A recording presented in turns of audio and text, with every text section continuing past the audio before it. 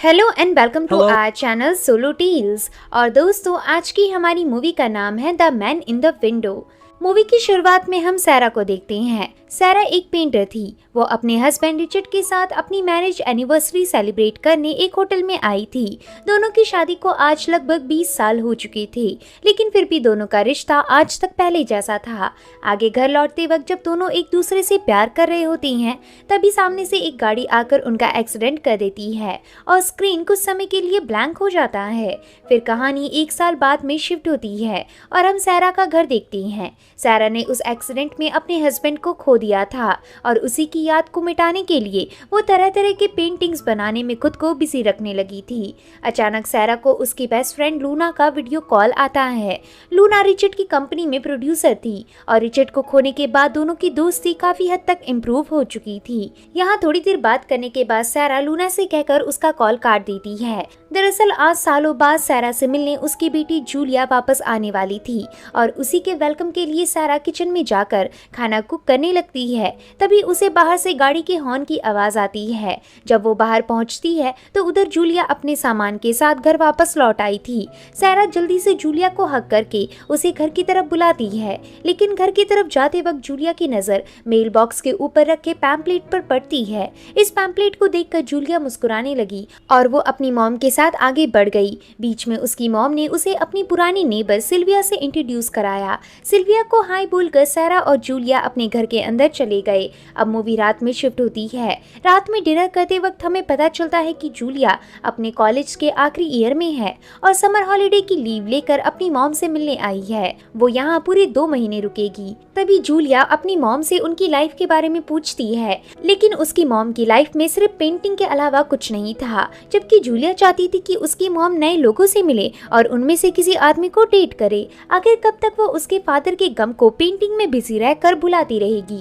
लेकिन सैरा बताती है कि वो अकेले ही खुश है, उसे अपनी लाइफ में किसी की जरूरत नहीं। तब भी जूलिया उनसे इंसिस्ट करती है कि वो एटलीस्ट एक डेट के लिए जाएं। ऐसा कहकर जूलिया ने उनके सामने वो पैम्पलेट रख दिया जो उसे मेल बॉक्स के पास रखा दिखा था। ये पैम्पलेट उन्हीं के टाउन में खुले एक नए कैफे का था जिसमें कपल डेट के लिए मिलने वाले थे।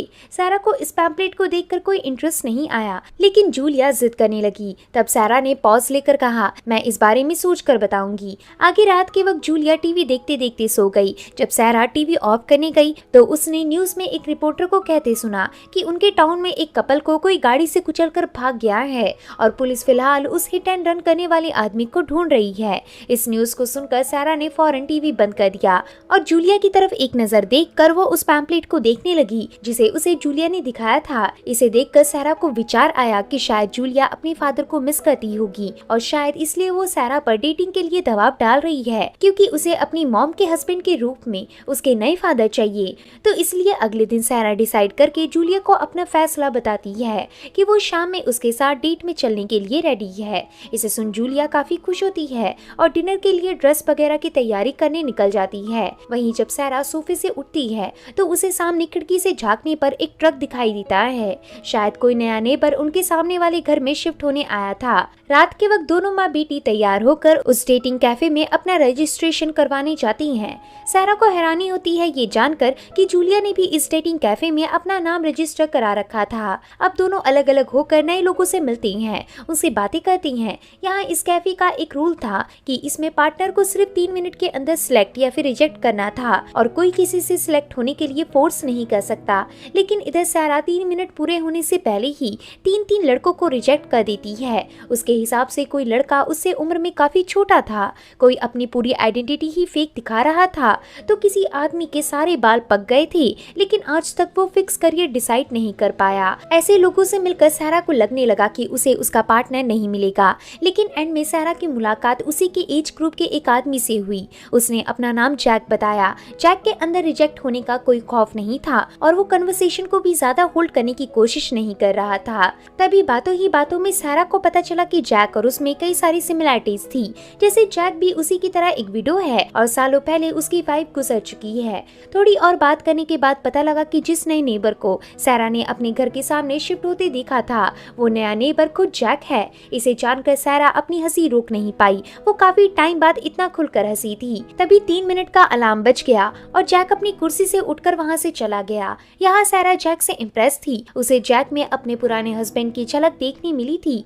आगे घर लौटते वक्त सैरा ने जूलिया को बताया कि वो जिस लास्ट पर्सन से मिली वो आदमी उसे काफी पसंद आया, लेकिन 3 मिनट किसी भी आदमी को जज करने के लिए काफी कम समय होता है, इसलिए वो कुछ कह नहीं सकती। ऐसा कहकर दोनों अपनी गाड़ी में बैठ गए और घर लौटते ही इन्हें उनके रूम में लूना मिलती है। दरअसल सैरा ने सुबह वीडियो कॉल में लूना से मिलने का वादा किया था, लेकिन डेटिंग में बिजी होने के कारण वो इस बारे में बिल्कुल ही भूल गई थी। आगे जब सैरा और जूलिया बात कर रही थी तो हम देखते हैं कि जैक अपनी खिड़की से उन दोनों को घूर रहा था। अगली सुबह सैरा अपने मेल बॉक्स से चिट्ठी लेने आती है तो तभी उसकी मुलाकात सिल्विया से होती है। सिल्विया सैरा से उनके नए नेबर यानी जैक का जिक्र करती है और इधर सिल्विया की बातों से ऐसा लगता है जैसे वो जैक पर इंटरेस्टेड हो, क्योंकि वो बार बार जैक की लुक्स की तारीफ कर रही थी। यहाँ सिल्विया को जैक के बारे में बस एक बात काफी अजीब लगी कि जैक ने अकेले रहने के लिए आखिर इतना बड़ा हाउस क्यों खरीदा। इस हाउस में तो पूरी की पूरी फैमिली भी आराम से रह सकती है। इधर सिल्विया की ये बात सैरा को भी काफी वैलिड लगी। तभी सैरा कोई बहाना बनाकर अपने घर के अंदर चली गई। वो सिल्विया के साथ गॉसिप करके अपना टाइम बर्बाद नहीं करना चाहती थी। घर लौटते ही सैरा के फोन पर एक नोटिफिकेशन आया। जब सैरा ने फोन खोलकर देखा तो उसमें डेटिंग वेबसाइट वालों ने जैक की प्रोफाइल सैरा से मैच कर दी थी, यानी जो ट्रेड सैरा ने प्रोफाइल में डाले थे वो जैक की प्रोफाइल से मैच हो चुके थे। एग्जैक्ट इसी टाइम जूलिया के फोन पर भी सेम वेबसाइट से मैसेज आया था। यहाँ जूलिया को जो लड़का पसंद था उसी की प्रोफाइल उसे सजेस्ट हुई थी और जूलिया उस लड़के से मिलने के लिए काफी एक्साइटेड थी। तभी जूलिया ने अपनी मॉम से उनके बारे में पूछा तो सैरा ने बताया, मेरी प्रोफाइल उसी आदमी से मैच हुई है जिसके बारे में मैंने तुम्हें कल रात बताया था। जूलिया ने कहा, फिर तो आपको उन्हें कॉल करना चाहिए, वेबसाइट में उनका नंबर दिया होगा। मगर सैरा ने कहा, डेटिंग तक ठीक था लेकिन मैं कोई कॉल वॉल नहीं करने वाली। ऐसा कहते ही सैरा के फोन पर जैक का कॉल आ गया। जैक को भी वेबसाइट से मैसेज रिसीव हुआ था और उसी से उसे सैरा का नंबर मालूम हुआ। जैक सैरा से कहता है, शायद हमें एक बार मेरे घर में मिलना चाहिए ताकि हम दोनों एक दूसरे को गहराई से जान सके। तो यहाँ सैरा को मिलने में कोई इंटरेस्ट नहीं था, लेकिन अपनी बेटी के एक्साइटमेंट को जिंदा रखने के लिए वो जैक के इस प्रपोजल को मान गई। आगे उसी रात जैक ने सैरा का अपने घर में डिनर के लिए वेलकम किया। तभी हम देखते हैं कि दूर से इन्हें सिल्विया देख रही थी। सिल्विया के एक्सप्रेशन से लग रहा था जैसे वो इन दोनों को करीब आते देखकर परेशान है। दूसरी तरफ सैरा और जैक एक दूसरे से बात कर रहे थे। इस दौरान जैक ने उसे बताया कि वो इस टाउन में इसलिए शिफ्ट हुआ है क्योंकि उसकी सिस्टर भी इस टाउन में रहती है। सैरा ने पूछा, क्या आपका कोई बच्चा है? तो जैक ने कहा, नहीं, दरअसल कुछ सेक्सुअल प्रॉब्लम के चलते मैं और मेरी वाइफ बच्चा नहीं कर सकी, लेकिन मैंने अपनी सिस्टर को बच्चे की तरह पाला है। दरअसल वो महज 8 साल की थी और मैं 30 का था तभी हमारे पेरेंट्स गुजर गए थे और इसीलिए मुझे मेरी छोटी बहन का मेरे खुद की बेबी की तरह ख्याल रखना पड़ा। सैरा कहती है, अगर आप बुरा ना माने तो क्या आप मुझे बता सकते हैं कि आपकी वाइफ को आपने कैसे खोया? तो इस बारे में बताने पर जैक थोड़ा हिचकने लगता है। इसे देखकर सैरा बीच में ही अपना टॉपिक बदल देती है और जैक से उसके कमरे में रखे सामानों के बारे में पूछती है। सामने उसे एक बॉक्स दिखता है जिस पर सर्विलेंस इक्विपमेंट लिखा हुआ था।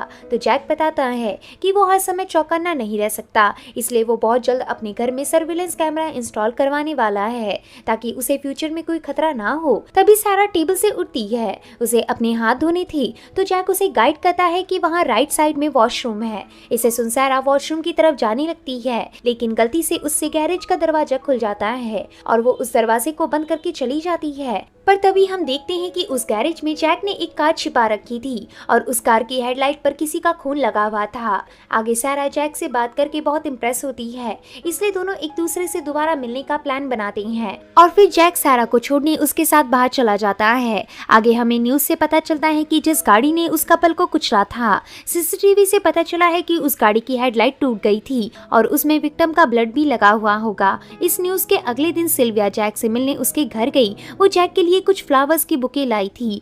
असल में सिल्विया हॉड में थी कि कहीं सैरा उससे पहले जैक को अपने प्यार में ना फंसा ले, इसलिए वो नेबर के तौर पर जान पहचान बढ़ाने का बहाना लेकर जैक के साथ उसके रूम में चली गई। दूसरी तरफ जूलिया ने सैरा को बताया कि आज वो अपने बॉयफ्रेंड नील से मिलने जा रही है, वो लड़का जिसे जूलिया ने ऑनलाइन पसंद किया था। तो सैरा जूलिया को इसके लिए गुड लक विश करती है और फिर जूलिया वहाँ से चली जाती है। रात के वक्त सिल्विया को ऐसा लगने लगता है जैसे उसके घर में उसके अलावा कोई और भी मौजूद है, लेकिन जब वो पीछे मुड़ती है तो वहाँ एक बिल्ली थी, इसलिए सिल्विया को ये सब उसका भ्रम लगता है और वो सीधा ऊपर के बरामदे में जाकर चाय पीने लगती है। मगर अचानक उसे पीछे का दरवाजा खुलने की आवाज आती है। इसे सुनकर सिल्विया फौरन किसी को कॉल लगाने की कोशिश करती है, लेकिन तभी कोई पीछे से आकर सिल्विया का गला दबाकर उसे जान से मार डालता है और उसके मेज से उसकी हैट लेकर वहाँ से चला जाता है। यहाँ हम देखते हैं कि सिल्विया फोन पर आखिरी बार पुलिस को कांटेक्ट करने की कोशिश कर रही थी। थोड़ी देर बाद सैरा अपने घर से बाहर निकलकर देखती है कि पुलिस ने सिल्विया के पूरे घर को सील कर दिया था। वहीं पास में उसका नेबर जैक भी खड़ा था।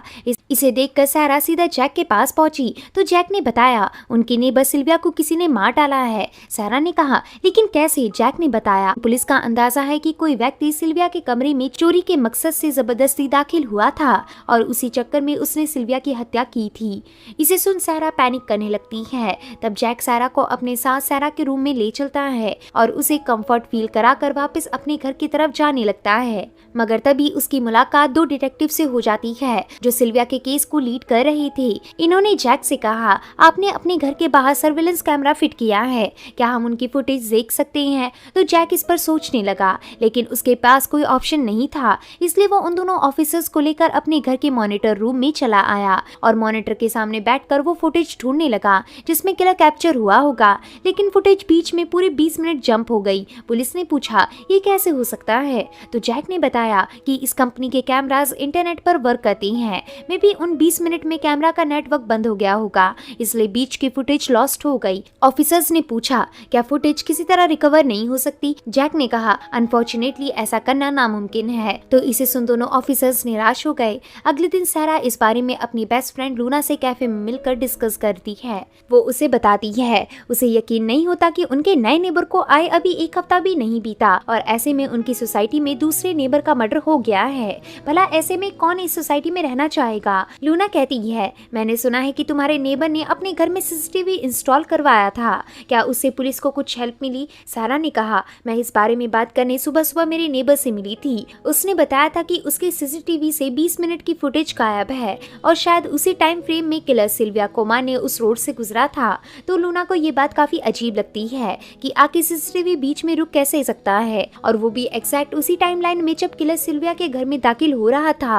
ये बात बिल्कुल कोइंसिडेंट नहीं है। आगे शाम के वक्त सैरा को जैक के घर अपनी मुलाकात के सिलसिले से जाना था और एग्जैक्ट इसी रात जूलिया का बॉयफ्रेंड भी उससे मिलने उसके घर आने वाला था, इसलिए जाने से पहले सैरा जूलिया को सावधान कर रही थी कि अगर उसे उसके बॉयफ्रेंड के साथ थोड़ा सा भी अजीब महसूस हो तो मुझे कॉल कर देना, मैं इधर पास में ही मौजूद रहूंगी। ऐसा पूरा बताने के बाद सैरा घर से चली गई, जिसके बाद जूलिया से मिलने उसका बॉयफ्रेंड वहाँ पहुंचा। बॉयफ्रेंड का नाम नील था। नील के साथ टाइम बिताने पर जूलिया को उसके साथ जरा सा भी अनसेफ महसूस नहीं हुआ। वहीं दूसरी तरफ सैरा जैक के साथ डिनर करने के दौरान जब हाथ धोने के लिए बाथरूम की तरफ गई तो उसे कोने में एक बॉक्स के ऊपर एक हैट दिखाई दी। इस हैट को देखकर सैरा को याद आया कि लास्ट टाइम जब वो सिल्विया से मिली थी तो उसने सिर पर सेम यही हैट पहनी हुई थी। सैरा घबरा गई, उसे हैट को चुराने का विचार आया, लेकिन इतने में उसे बेसिन के पास से जैक की आवाज आने लगी। जैक को महसूस हो गया कि जरूर कुछ गड़बड़ है, मगर उतने में सैरा जैक के सामने हाजिर हो गई। इधर सैरा काफी घबराते हुए भी जैक के सामने खुद को नॉर्मल दिखा रही थी। जैक सैरा को अपने घर में कुछ और देर तक रोकना चाहता था,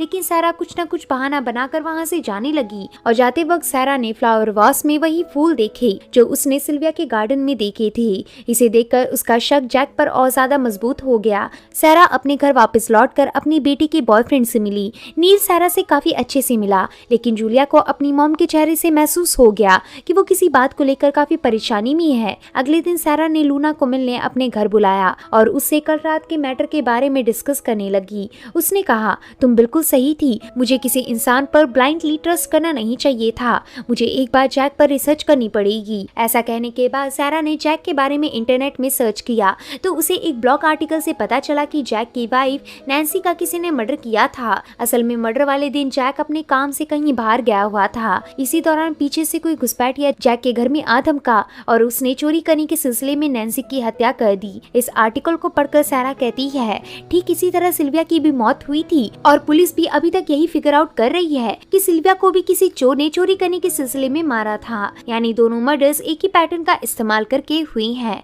और दोनों विक्टिम जैक के कहीं ना कहीं क्लोज थे। लूना बोलती है इसका मतलब जैक ही उन दोनों लड़कियों का खूनी है, लेकिन ये बात साबित करने के लिए एविडेंस की जरूरत पड़ेगी। आखिर एविडेंस हमारे पास कैसे आएगा? तो सारा इस बारे में सोचने लगती है और तभी सारा के दिमाग में एक खुराफाती आइडिया आता है। रात के वक्त सारा चुपके से मास्टर की का इस्तेमाल करके जैक के बैकयार्ड के डोर को खोलकर उसके घर के अंदर दाखिल होती है और फिर चुपके से मॉनिटर रूम के अंदर जाकर वो उस बॉक्स को ढूंढने की कोशिश करती है जिसमें जैक वीडियो की फुटेज रिकॉर्डिंग रखता होगा, लेकिन ऐसा बॉक्स उसे कहीं नहीं मिला।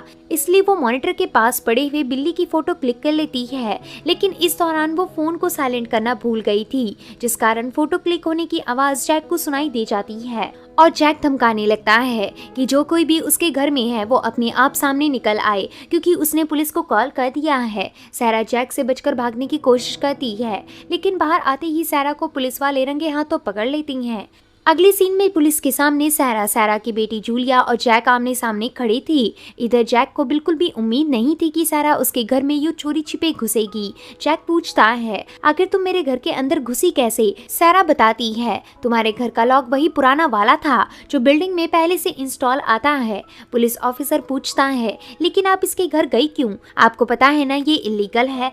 सारा कहती है हाँ मैं जानती हूँ, दरअसल मैं ये सबूत जुटाने गई थी कि जैक मेरी सहेली सिल्विया का खूनी है। मैंने जैक के कमरे में सिल्विया की हैट देखी है। जैक गुस्से में कहता है ये लेडी कुछ भी बकवास किए जा रही है, मेरे घर में सिल्विया की कोई हैट ही नहीं है। सर ऑफिसर कहता है क्या आप श्योर हैं? जैक कहता है आप लोग खुद मेरे साथ अंदर चल कर देख सकते हैं। तभी सारा कहती है अंदर जाने की कोई जरूरत नहीं, जैक ने वो हैट उस जगह से हटा दी होगी, लेकिन उसका फ्लावर वॉस अब भी वही होगा। उस फ्लावर वॉस के सारे फूल सिल्विया के गार्डन के हैं। जैक बोलता है वो इसलिए क्योंकि वो फ्लावर वॉस मुझे खुद सिल्विया ने दिया था। सिल्विया मुझसे एक दोपहर में मिलने आई थी। तो इसे सुन सारा के पास पुलिस को बताने के लिए कुछ नहीं बचता। तभी दोनों ऑफिसर सारा को शांत कराकर जैक से अकेले में कुछ डिस्कस करने चले जाती हैं। वहीं सारा अपने रूम में बैठकर ऑफिसर के आने का इंतजार कर रही थी। तभी एक ऑफिसर आकर सारा को बताता है आपका शक बिल्कुल बेबुनियाद है, जैक निर्दोष है और जैक आप पर झूठा एलिगेशन लगाने के चक्कर में केस ठोक सकता था, लेकिन उसने कोई केस नहीं किया, वो भी सिर्फ इसलिए क्योंकि आपने भी जैक की तरह अपने लाइफ पार्टनर को खोया है। ऐसा बताकर ऑफिसर वहां से चला जाता है, लेकिन सारा का शक जैक पर पूरी तरह टिक गया था। उसे यकीन था कि जैक ही असल खूनी है और इस बात को साबित करने के लिए वो किसी भी हद तक जा सकती थी। अगली सुबह सारा चुपके से जाकर एक जीपीएस ट्रैकर डिवाइस जैक की गाड़ी के नीचे फिट कर देती है और जब थोड़ी देर बाद जैक अपनी गाड़ी से कहीं निकल रहा होता है तब वो अपनी गाड़ी से जैक का पीछा करती है। वो देखती है कि जैक एक हार्डवेयर स्टोर के अंदर गया था। इसे देख सारा भी चुपके से उस स्टोर के अंदर जाती है और कहीं छिपकर उसे देखने लगती है। उसे जैक के बास्केट के अंदर हाइड्रोक्लोरिक एसिड और कुछ केमिकल्स का डब्बा दिखता है। ये केमिकल ब्लड को सतह से हटाने के लिए यूज होते थे। इसे देख सारा सहम जाती है और जैक इन सामानों को इशू करके अपनी गाड़ी के अंदर बैठकर वहां से चला जाता है। सारा भी स्टोर से बाहर निकलकर अपनी गाड़ी में बैठती है ताकि जैक का आगे पीछा कर सके, लेकिन तभी उसे सामने दिखाई देता है कि जैक ने उसका ट्रैकर उसकी गाड़ी के ऊपर लगा दिया था। तभी जैक वहां आता है। जैक के होठों में स्माइल थी। वो कहता है तुमने जब पिछली बार मुझ पर इल्जाम लगाया था तब मैंने तुम्हारा केस वापस ले लिया था, लेकिन अगर तुमने ऐसी हरकत दोबारा करने का ट्राई किया तो तुम्हें कोई आइडिया नहीं कि मैं क्या कर सकता हूँ। ऐसी धमकी देकर जैक वहां से चला गया। रात के समय जूलिया अपने बॉयफ्रेंड नील के साथ टाइम पास कर रही थी। इस दौरान जूलिया ने नील को अपनी मॉम के बारे में बताया कि उसकी मॉम उसके पड़ोसी पर बहुत शक करती है। उन्हें ऐसा लगता है कि उनके पड़ोसी ने ही सिल्विया की हत्या की है।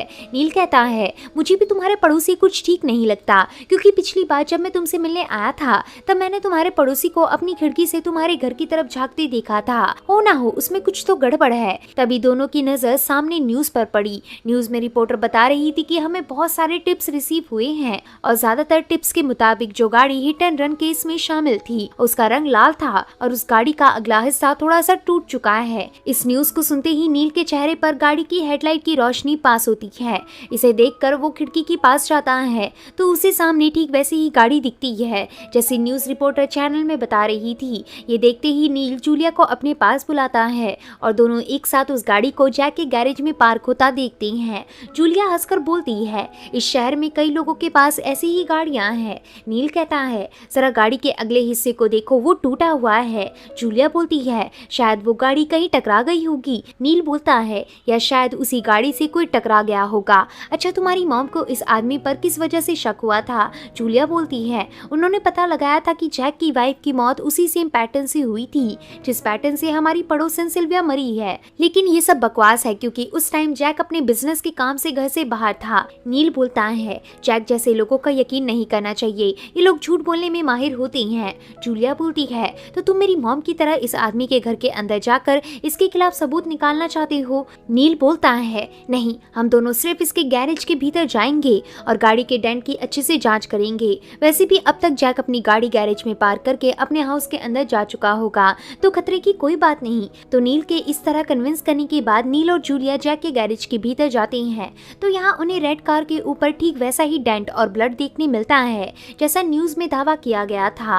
वहाँ नील को जैक के बेसिन के पास वो सारे केमिकल्स दिखते हैं जिससे ब्लड स्टेन को मिटाया जाता था। अब तो नील के साथ जूलिया को भी जैक पर शक बढ़ने लगा था, मगर तभी इन्हें जैक के कदमों की आवाज आती है, इसलिए ये दोनों उस रेड कार के पीछे छिप जाते हैं। दोनों छिपकर जैक को आता देखते हैं। जैक आकर एक कंटेनर में अपने केमिकल को मिलाने लगता है, लेकिन इन केमिकल्स को मिक्स करने के लिए जो इंस्ट्रूमेंट चाहिए था वो उसे लाना भूल गया था, इसलिए वो वापस गैरेज के बाहर चला जाता है और जूलिया फौरन गैरेज से बाहर निकलती है। जैक भी यहाँ से भागने वाला था, लेकिन उसे पहले ही उस किलर ने पकड़ लिया और उसे जान से मार डाला। वहीं इस तरफ जूलिया अकेले बाहर आई थी, उसे कोई आइडिया नहीं था कि नील कहाँ रह गया। वो फिर से गैरेज में जाने का रिस्क नहीं ले सकती थी, इसलिए वो घर के अंदर जाकर नील को मैसेज करने लगी कि तुम कहाँ रह गए। तभी नील की तरफ से रिप्लाई आया, मैं दूसरे रास्ते से निकल गया हूँ, मेरी फिक्र मत करो। तो इस मैसेज को देखकर जूलिया ने रिलीफ फील किया, लेकिन वो इस बात से अनजान थी कि नील के फोन से वो मैसेज किलर ने किया था।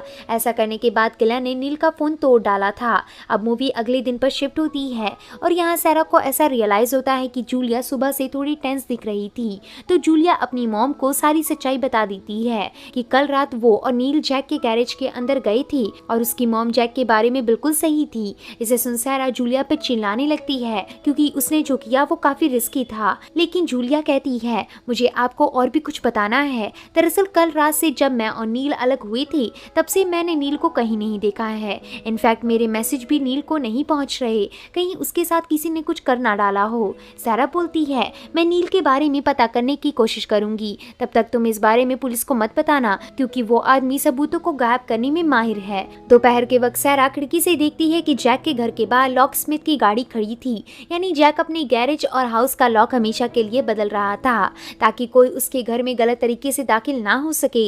इसे देखकर सैरा थोड़ी निराश हो गई। तभी उसने उस सर्विलेंस कंपनी को कॉल किया जिसके कैमरास जैक ने अपने घर में फिट किए थे।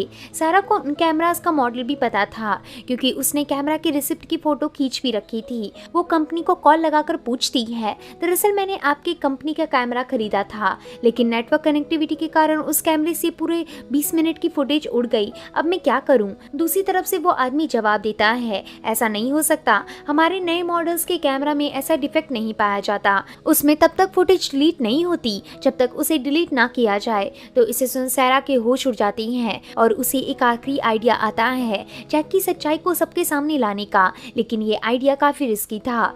लूना और जूलिया को एक साथ बुलाकर बताती है, मैं जैक के घर उससे कैजुअल मीटिंग करने जा रही हूँ, अगर मुझे ज्यादा टाइम लग जाए तो तुम दोनों पुलिस को कॉल कर देना। जूलिया कहती है, वहाँ जाना आपके लिए ठीक नहीं। लूना भी इस बात पर जूलिया का साथ देती है, लेकिन सैरा बोलती है वो जल्दी वापस आ जाएगी। ऐसा कहकर वो वहाँ से निकल जाती है और थोड़ी देर बाद हम देखते हैं कि सैरा ने जैक से बात करके उसके साथ दोबारा अपना रिलेशन ठीक कर लिया था और उसके घर से जा रही थी। लेकिन जाते वक्त सैरा ने ये बात मेंशन कर दी कि मैंने तुम्हारी कैमरा कंपनी से बात की है और उन्होंने मुझे बताया कि तुम्हारे कैमरा से तब तक कोई रिकॉर्डिंग डिलीट नहीं हो सकती जब तक उसे इंटेंशनली डिलीट ना किया जाए। इसे सुन जैक फिर से भड़क उठा। वो कहने लगा, तो तुम अब भी मुझ पर पर शक करती हो? मैं कितनी बार कह चुका हूँ, मैंने सिल्विया को नहीं मारा। ऐसा कहकर जैक सैरा पर हावी होने लगता है तो सैरा डर के मारे जैक के सिर पर फ्लावर वास मार देती है और जैक उसी वक्त बेहोश हो जाता है। जैक को बेहोश करके वो जैक के गैरेज के अंदर जाती है तो उसे वहाँ गाड़ी में ब्लड लगा दिखता है। साथ ही गाड़ी से थोड़ी दूरी पर उसे ब्लड के कुछ ड्रॉपलेट्स दिखती हैं।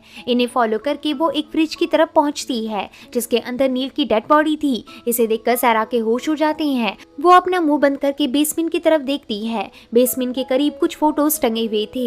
सैरा जब गौर से देखती है तो उसकी आंखें फटी की फटी रह जाती हैं। वो उनमें से एक फोटो के अंदर जैक के बगल में अपनी दोस्त लूना को देखती है, यानी इन मर्डर्स का असली खूनी लूना थी जिसे सैरा जूलिया के साथ छोड़कर आई है। अचानक सैरा के पीछे हमला होता है और थोड़ी देर बाद जब उसे होश आता है तो सामने लूना बैठी हुई थी। लूना ने सैरा और जूलिया दोनों को चेयर से बांध रखा था। सैरा को समझ नहीं आता कि आखिर लूना और जैक इतने करीब कैसे थे। तभी सैरा को याद आया कि एक बार जैक ने उसे बताया था कि उसकी सिस्टर भी इसी टाउन में रहती है, या इसका मतलब जैक की वो सिस्टर खुद लूना है। तो लूना इस बात पर हाँ करती है। सैरा हैरानगी से पूछती है, लेकिन तुम तो मेरी फ्रेंड हो ना, तुमने ये सब किस लिए किया? लूना कहती है, मैं तुम्हारी दोस्त इसलिए बनी ताकि तुम्हारे हस्बैंड रिचर्ड के रूम में पहुंचकर उसके कमरे से अपने सबूत मिटा सकूं।